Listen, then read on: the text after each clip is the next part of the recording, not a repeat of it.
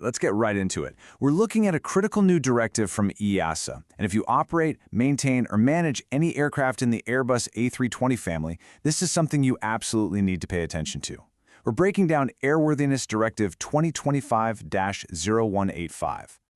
So here's how we're going to tackle this. We'll kick things off with the official alert and get to the bottom of what's causing it. Then we'll figure out which aircraft are affected, walk through what your teams need to do about it, and wrap up with the deadlines, which are, you guessed it, final. Okay, first up, let's look at the directive itself, coming straight from the European Union Aviation Safety Agency. So on August 26, 2025, this AD came out. And let me be clear, this isn't a recommendation. It is a mandatory action. It's designed to address a potentially unsafe condition that impacts the entire A320 family, from the little A318 all the way up to the A321. So what's really going on here? You know, it's pretty wild how a massive directive like this can all boil down to one single tiny part. Let's take a closer look at what's actually causing all the fuss. And here it is. This is the culprit. The entire directive centers on this one slotted nut, with the part number D57250182200. Reports from the field have found some serious corrosion on this thing, which, by the way, is located in the Pylon Spigot fitting.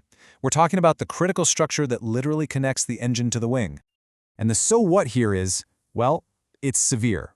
The EASA document spells it out perfectly clearly. If this corrosion is left unchecked, it could cause the spigot sleeve to be lost, and that could ultimately degrade the structural integrity of both the pylon and the wing. Not good. Okay, so this brings us to the million-dollar question for everyone watching.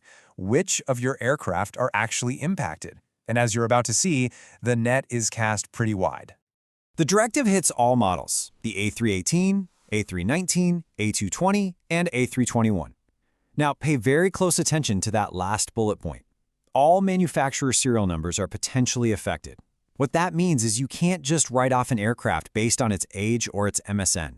You have to go in and check its specific configuration. To help manage all this, the AD splits the world's A320 fleet into two buckets. Group 1 is for aircraft that have that specific affected part number installed. These are the ones that need action. Group 2 aircraft, on the other hand, don't have the faulty nut, so no inspections for them. But, and this is a big but, they do have a critical restriction on installing that part in the future. All right, enough theory, let's talk action. What does this actually mean for your camo, engineering, and maintenance teams on the ground? For every single aircraft in Group 1, there's a clear four-step playbook. First, you've got to perform a general visual inspection, a GVI, on that nut on both the left and right pylons. Second, you have to report your findings to Airbus, and that includes reporting if you find nothing at all. Third, if you do find any corrosion, the plane is grounded. You have to get repair instructions from Airbus and get it fixed before it can fly again. And finally, the long-term fix, the terminating action, is to replace that faulty nut with a good one. Now, the timeline for that initial inspection, well, it's not just one single date, and this is a really critical detail. The actual deadline for any specific aircraft is whichever of these three conditions happens latest. This means your planning team is going to have to do a deep dive into the records for each and every airframe. And here is a huge one for your logistics and supply chain teams. Starting September 9th, 2025, it is strictly forbidden to install that affected part number on any airplane, period. Doesn't matter if it's Group 1 or Group 2. You've got to check your stock and quarantine this part so it doesn't accidentally get back into service. Okay, we've been deep in the technical weeds. Let's pull up and take that 30,000-foot view. What does all of this mean strategically for safety, operations, and the bottom line? From a safety standpoint, this is a no-brainer. This is about directly mitigating a potential failure of a primary aircraft structure. Your key move here is to feed all of this, the inspections, the findings, into your safety management system. Use it as a leading indicator to keep an eye on the health of your fleet. Operationally, the real challenge is that this isn't a one-and-done fix. It's a repetitive inspection. That means scheduling recurring ground time for every single affected aircraft. Your planning teams need to factor this into hangar capacity and check schedules for the long haul, at least until that nut gets replaced for good. And yeah, of course, this is going to hit the budget. For your commercial and leasing folks, the job is to figure out the total cost of compliance. We're not just talking about labor for inspections and the cost of the new part.